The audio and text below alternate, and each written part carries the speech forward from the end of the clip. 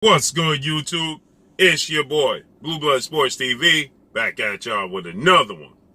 So, rising, superstar, welterweight, title contender, undefeated, 27 wins, no losses, no draws, 25 big wins by way of knockout. He's 24 years of age, stands at 5'10", with a 74-inch arm reach, that being none other than Jarron Boots Ennis. Jarron Boots Ennis, he gives his thoughts on the highly anticipated showdown that's scheduled to come up November 20th between undefeated 3-division world champion, former junior welterweight undisputed world champion, currently the WBO welterweight world champion, who is widely considered by many to be the #1 best pound-for-pound fighter in the world, in Terence Bud Crawford. Terence Crawford, 37 wins, no losses, no draws.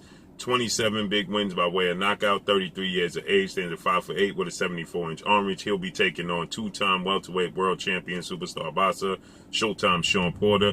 31 wins, 3 losses, 2 draws, 15 wins by way of knockout. He's 33 years of age, stands at 5'7" with a 69-inch arm reach. So with that said, that's scheduled to take place November 20th. This is the biggest fight of Terence Crawford's career, scheduled to take place November 20th at the Mandalay Bay, Las Vegas, Nevada. With that said, he gave his thoughts on the fight, and he says that, it's a 50-50 fight.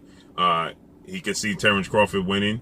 He says that, Shawn Porter is going to make it difficult for him, definitely in the first 4 to 5 rounds, but he can see Terence Crawford, possibly getting a knockout victory. Then he was asked how would he fight Shawn Porter, and would Shawn Porter's style be difficult for him? And he's talking that talk that we want to hear from the boxers. He says Shawn Porter's style will not be difficult for him because he understands how to fight Shawn Porter. He will go to his body. He will be able to be patient, take his time, control the pace of the fight, control the distance of the fight. When Shawn Porter gets close, go to his body. He says that, I understand exactly what to do when it comes to a Shawn Porter, so his style will not be difficult.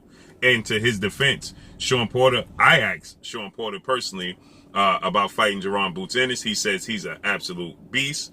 And he says that he would absolutely not get in the ring with Jarron Boots Ennis unless he's absolutely forced to get in the ring with a Jarron Boots Ennis. But that's not something that Shawn Porter will be willing to do. He says that he's past that point where Jarron Boots Ennis only 24. Shawn Porter's 10 years older than Jarron Boots Ennis. Shawn Porter will be 34 October 27th. So Shawn Porter's heading on being 34 next month. So he stated that that's a fight he absolutely will not take. Jarron Ennis will have a 5-inch arm reach advantage over Shawn Porter. He has a 4-inch, 3 to 4 inch height advantage because he's 5'10.5". So about 3.5, close to 4-inch height advantage over Shawn Porter. I believe Shawn Porter is more of the 5'6.5" range. He's not much taller than Manny Pacquiao. So I believe that Jarron Boots Ennis' skill set, Jarron Boots Ennis' hand speed, Jarron Boots Ennis' power, his accuracy, and his ability to switch from orthodox to southpaw fluidly would give Shawn Porter tons and tons of trouble, right? So he's very confident that Shawn Porter's style will not give him any trouble, okay? Then he was asked about Terence Crawford, and here's what he had to say regarding Terence Crawford. How would you fight him? Me? Whatever he think he can do, I can better. So he's a great fighter, Crawford a great fighter, but it's just different over here. Fast, strong, young, smarter, defense way better. He's a great fighter, though. Don't take nothing away from him. But you gotta outthink him, and then outpoint him, outsmart him, walk to him a little bit, touch him, keep touching him, touch that body. And that's how you get him. So that was his response to how he would fare against Terence Crawford. So he says that everything Terence Crawford can do, I can do better, right? He said, I'm just different over here. He says, I will keep touching him. I will outsmart him. I would just, keep walking him down, just outthink Terence Crawford, okay? Now, that is huge because obviously Terence Crawford is seen as a very versatile fighter. Terence Crawford, he switches from orthodox to southpaw. Terence Crawford has power in both hands. Terence Crawford has he's very fleet-footed. Terence Crawford also, can box on the inside, mid-range, and the outside. Okay, so Jarron Ennis, he says that I will just keep touching Terence Crawford. I'm everything Terence Crawford is, but better. He says that I have the ability to switch from orthodox to southpaw. I have the ability, to walk Terence Crawford down. I have power. I'm completely different. And then ultimately, the thing that got me, right, is when he said my defense is way better than Terence Crawford's. That's ultimately what highlighted it for me. Because, you see, Terence Crawford does get touched a lot. We seen in his fight with Igis Kavaliauskas, he got touched and unofficially dropped. So we seen Terence Crawford get touched. Okay, we know Terence Crawford can get touched, and we know, like I said, in his fight with Igis Kavaliauskas, the Mean Machine, he unofficially got dropped in the fight, but it should have been ruled a knockdown. He got hurt twice against Yuriorkis Gamboa. 2 or 3 times in that fight, Yuriorkis Gamboa moved up in weight. At times, he struggled with Kell Brook's jab, and his eye was a reflection of that. Kell Brook's jab, he made the adjustment in all these fights, but Kell Brook's jab was something that he struggled with. Okay, so Jarron Ennis is just as rangy. See, Terence Crawford, he has an advantage over most of his opponents because he has extremely long arms at 74-inch arm reach. Okay, very extremely long arms. Okay, and so he's able to touch you where he wants to. He can control the distance of the fight. He can fight you where he wants to. He can control the pace, and the ability to switch from orthodox to southpaw gives him an advantage as well. But Jarron Ennis, he does have the ability to switch from southpaw to orthodox as well, and I believe he's quicker than Terence Crawford. I think he's faster. I think he's a better athlete than Terence Crawford as far as, just raw athletic ability. And he has power in both hands, right? But he's taller. Okay, so Terence Crawford is going to have to punch up when it comes to Jarron Ennis. He's going to be almost 3 inches taller than Terence Crawford, and he'll have to punch up at Jarron Ennis, where Jarron Ennis is going to be punching down, but they both have 74-inch arm reach. So that means that Terence Crawford is not going to have an arm reach advantage, nor is he going to have the height advantage, okay? And he's not going to have the advantage when it comes to being able to switch from southpaw to orthodox because Jarron Ennis can, adjust to that as well. And he's younger, okay? I believe Jarron Ennis is stronger than Terence Crawford.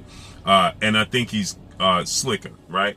But we've yet to see that because Terence Crawford, has fought higher level of opposition than Jarron Ennis. Okay, so even Igis Kavaliauskas, that's a fight I was calling for. I would love to see. I would have loved to see Jarron Ennis versus Igis Kavaliauskas. Right, that's a fight I would have loved to see.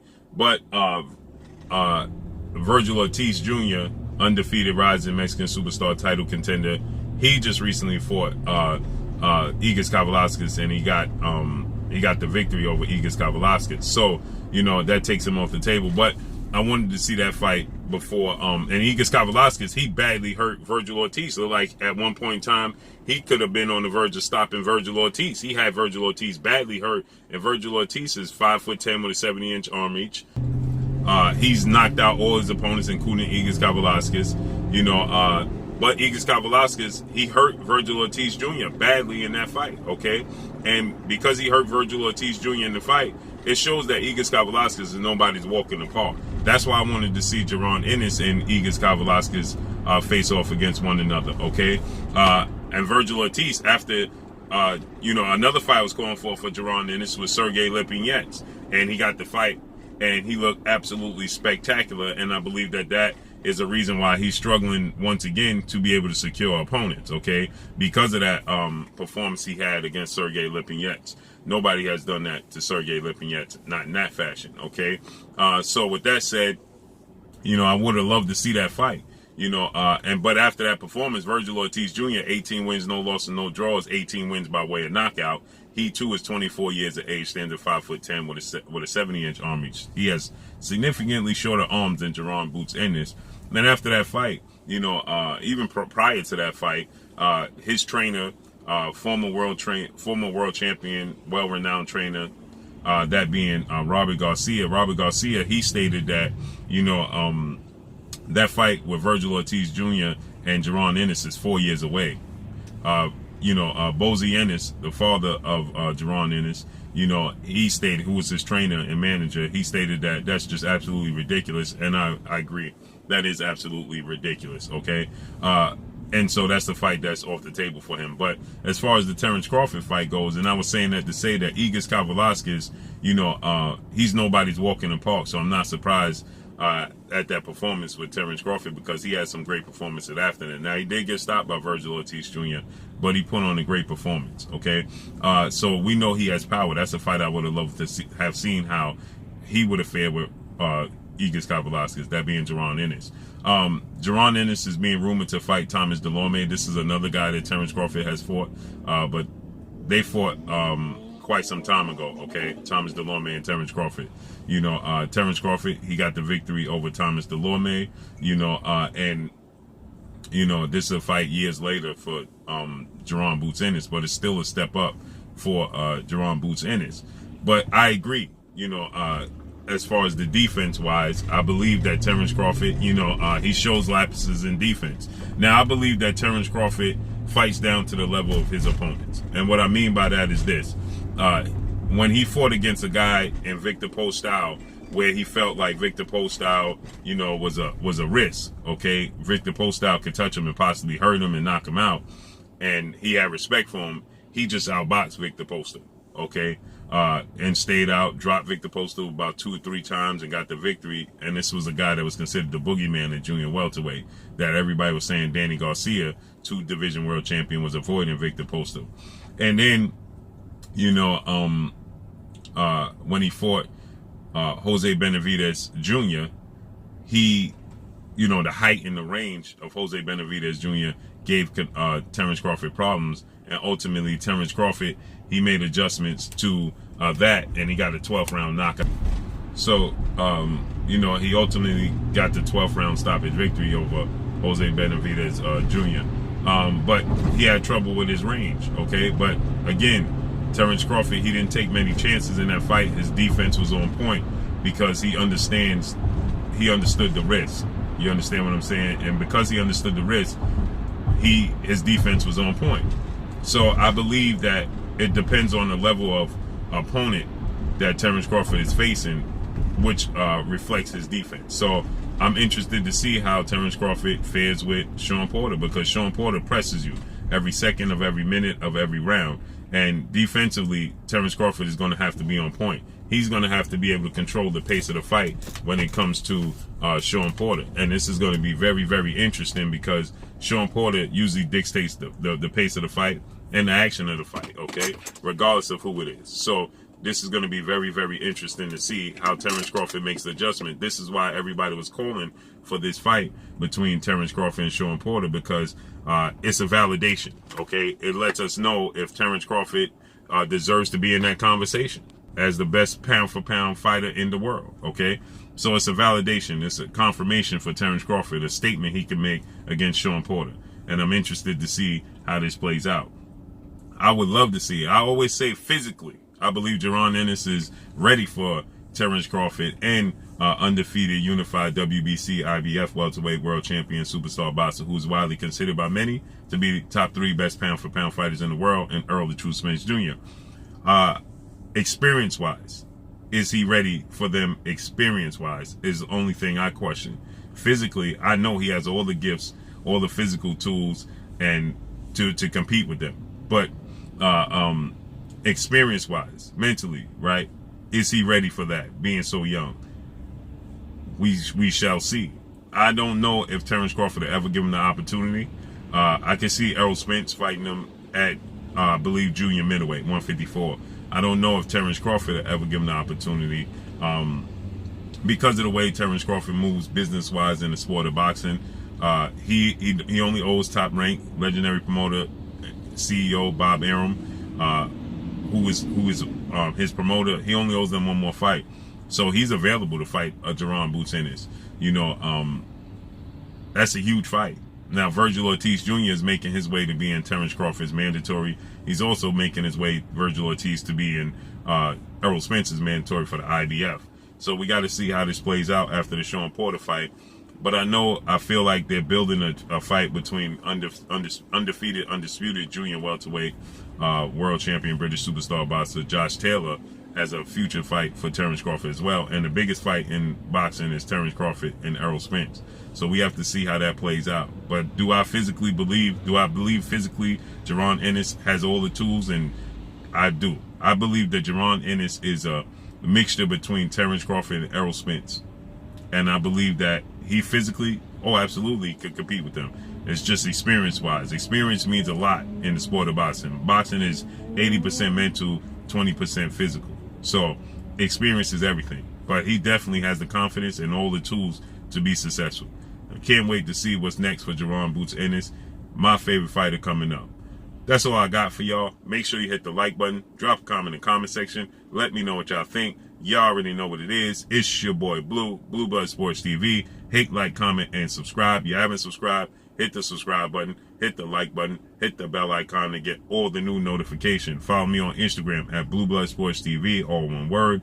Y'all already know what it is. Shout out to the entire LDBC. Shout out to New Media. Shout out to Black Media Row. Make sure you like and share these videos. That's all I got for y'all. Peace. You're watching Blue Blood Sports TV. Wow.